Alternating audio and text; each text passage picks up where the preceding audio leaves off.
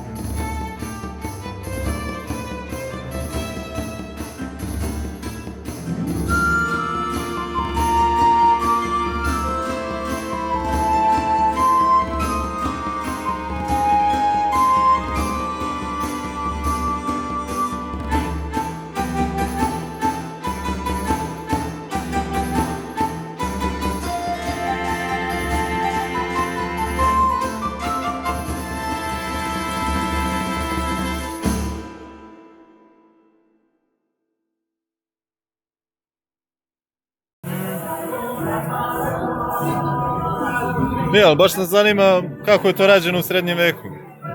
Pa isto kao i sada, samo je rađeno svinjska mast i goveđe loj, odnosno oni materijali koji su bili masnoće, koje su bile dostupne u to vreme, a to je baš svinjska mast i goveđe loj. Ovo sa natrijum hidroksidom. To su oni domaći, to je ovaj sapun. Vidite. To je samo svinjska mast i goveđe loj, bez dodatka mirisa i boje sa natrijum hidroksidom.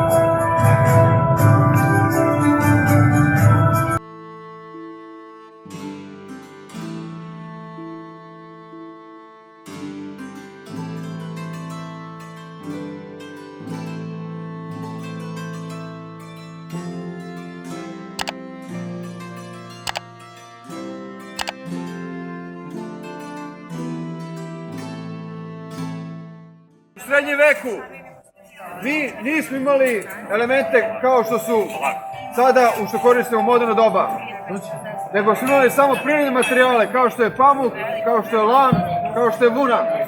I od toga su pravili odeću, od toga su pravili sve, šatore, sve.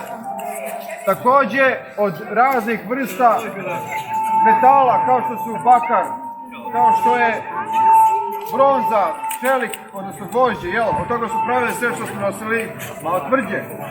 Pored toga kuće su pravljene od cigle ili kamena, neke su pravljene od zemlje. Takve kuće su bile najpopularnije čak i u Srbiji do čak 18. veka. Idemo prvo o opremi. Kao što rekao, znači sva naša oprema je pravljena od srednjovekovnih materijala. Ništa nije bilo, ajde kažem, iole moderno, nemamo nikakav... Sada sve što nosimo u moderno doba, sve mešamo malo sa sintetikom. To nismo imali u naše vreme. Čak i kanap, sve smo morali pravimo ručno. Haljine su pravljene uglavnom bile od vune. Vuna kao najpopularniji materijal, proizvedjen je bio u celoj Evropi, pa čak i u celom svetu. Te kasnije, recimo oko 15. veka u Evropu, znači u naš deo Evrope dolazi pamuk. Taj pamuk dolazi iz predela Rusije, Kazahstana, koji se kasnije veoma širio po celoj Evropi sa raznim elementima brokata, gde se zlato šilo unutar samog materijala i onda su dobili razne interesantne detalje na njima. Ali, kao što rekao, vuna je bila primarna stvar, tako da na većini nama možete vidjeti vunu. Sekundarna stvar je bio lan. Lan ide ispod nas, znači lan ide prvi sloj na nama.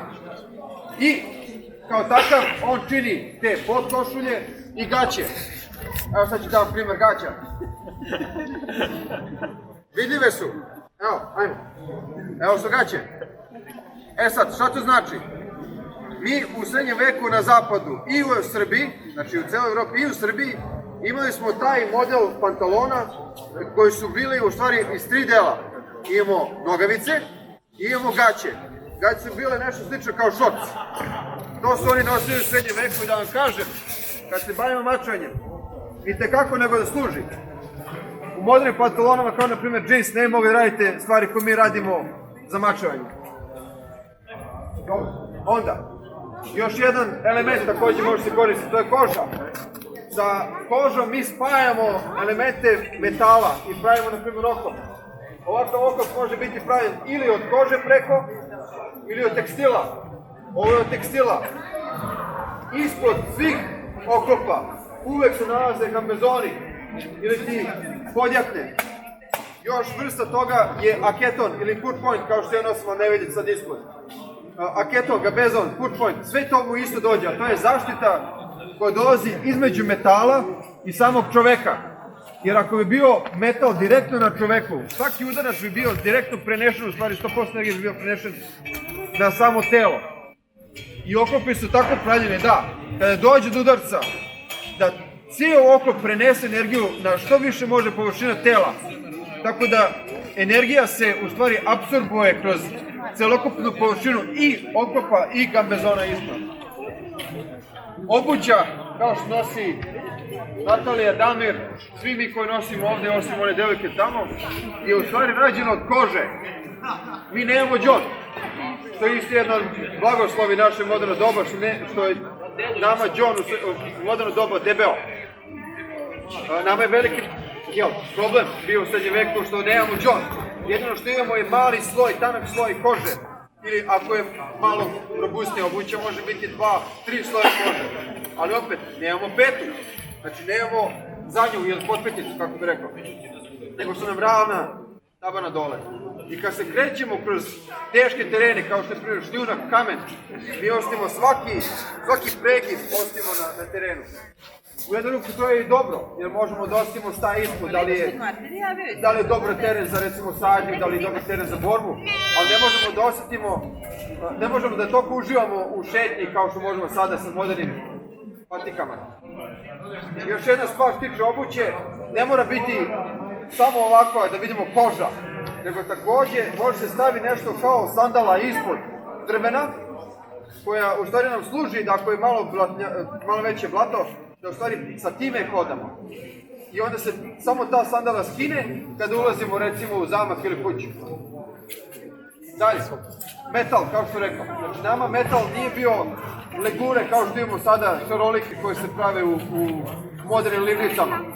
Nego uzimamo delove rude, uzimamo, na primjer, Vikinzi su radili od rude koja je bila iz močvara, to se zove buckthorn. I oni to tope i od tih elemenata prave male delove oklopa ili recimo male glave sekira. Kasnije su oni proizvodili te male prve mačeve koji su bili veoma efikasni. I ako taj mač traje malo duže, recimo pložbu 2-3, ako izdrži taj mač da ne pukne, taj mač odmah ima neku magiju u sebi, krene da dobije rune, dobije svoje ime. Još ako traje generaciju, taj mač je odličan bio. Mi sada pravimo ove mačeve od modernih legura, koji dalje rade kao srednjekom, ali će mnogo više da izdrže. U rudu i krenete da je sabijate, da pretvarate u ploču. Vi dobijate i dalje neku vrstu mekanog metala. Ali ako uzmete to i okalite u velikoj temperaturi, ubacite pa onda u vodu i ulje, vi mu onda date čvrstoću. Tako ćemo vratiti ugljenik i onda postane čvršći. To su čelici koje smo bili u srednjem veku izmislili još. U 14. veku su napravili odlične čelike koje u 15. veku se prebacuju da pune oklope. 16. vek, to već imate oklope koje nema da ubacite iglu da može prođe kroz oklop. Toliko su došli tehnologije. Kasnije kad dođe veći razvitak oružja, onda gubimo takve oklope i onda se opet vraćamo samo na gambezone, jer ne moramo da švitimo toliko, jer ne može zaštiti od metka, jer metak probija sve. Čak u jedno prelazno vreme su imali oklope koji su bilo 2 sloja čelika. I onda je uspeo prvi sloj da zaustavi koliko toliko, drugi ga zadrži metak. Ali opet nije efikasno. Mačevi, mogu samo da dam primer, mačevi su bili, znači najveća tehnologija u stvari obrade metala ide u sečiva. Ko zna da obradi dobro sečivo, taj je veliki majstor. Tako da, mačevi su u stvari ono što bi nazvali kompozit. On ima u sebi elastični deo, odnosno deo koji je namenjen da može se savija, i mekši deo koji može dozvoljava da primi udarac. Ako bi bio ceo okaljen, odnosno, ako bi bio ceo tako krut, on bi prilikom svakog udarca krenuo da puca.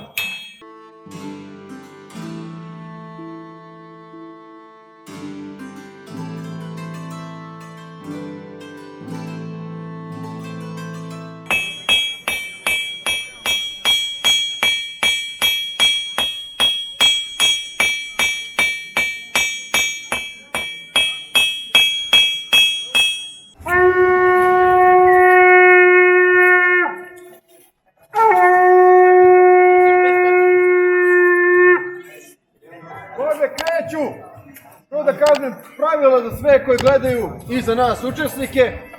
Prvo radit ćemo borbe na udarac. Kad dođe do udarca, odnosno ako uspete da udarite protivnika, taj protivnik izlazi iz ringa. Ovaj koji je uspeo da zada udarac, ostaje u ringu. Dok on bude udaren, znači svo vreme ostaje. A mi ćemo ovde napolju gde je damir i napravimo jednu liniju. I onda idemo u sledeći i sve tako dok ne odredimo 2 kruga.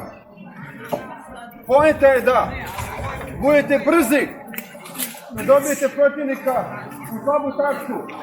Ako protivnik nema dobro okrpljenu glavu, na primjer, nemojte da mu izglednete to, nemojte tu da mu radite. Ako nema rukavice, nemojte mu izglednete ruku. Stavite mu telo da ima zaštite ovog toku. Nemojte puno silom, nema potrebe.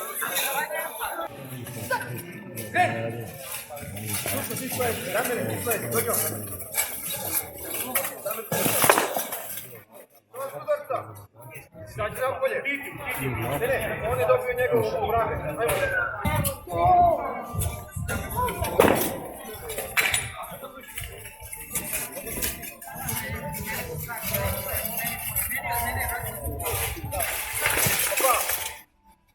Nije dobar bio, ajmo još.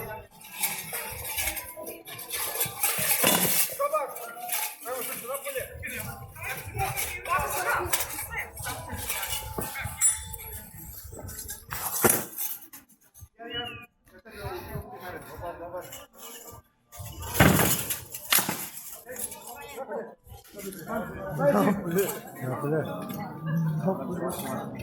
Nema svađe.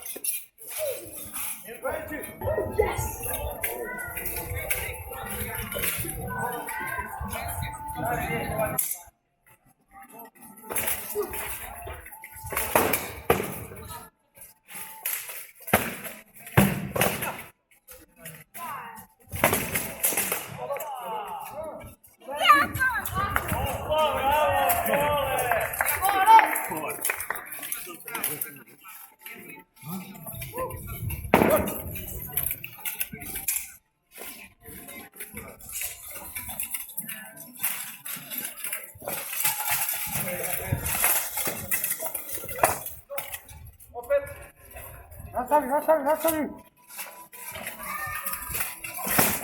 Još! Dobar! Ajmo napolje. Sljedeći!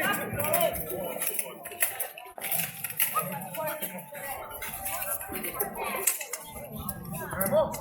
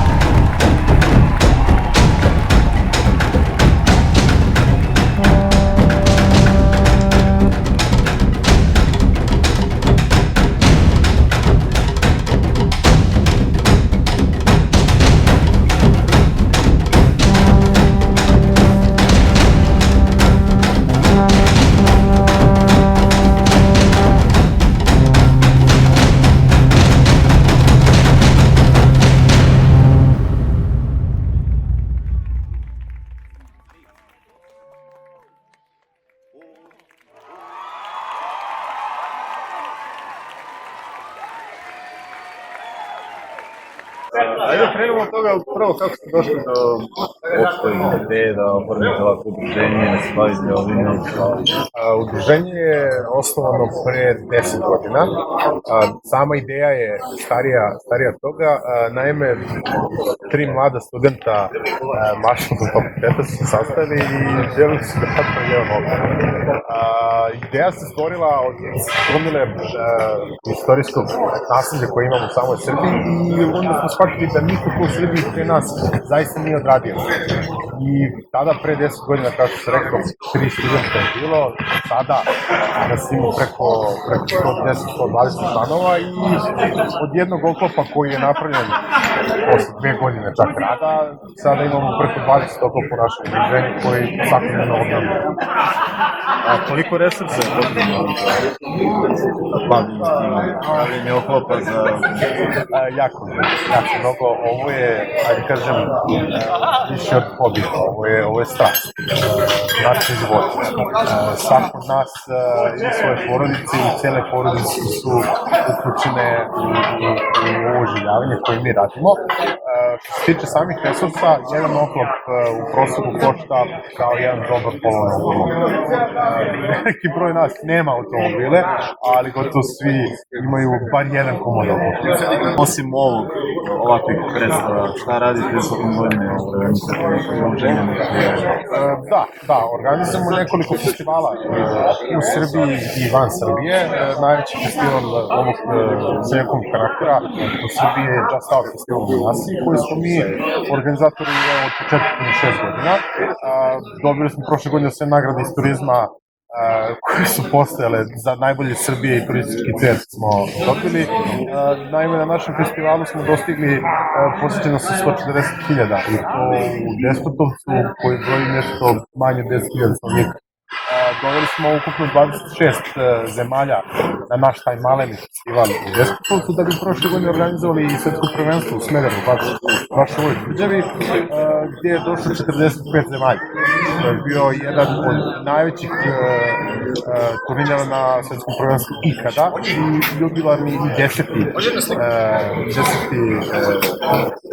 Turnir koji je bio najbolje ocenjen od strane i organizatora i od strane takmičara. Ima negde gde organizujete možda učenje nekih Da, naime imamo naše prostorije u zgradi Vigza u Beogradu, do 16.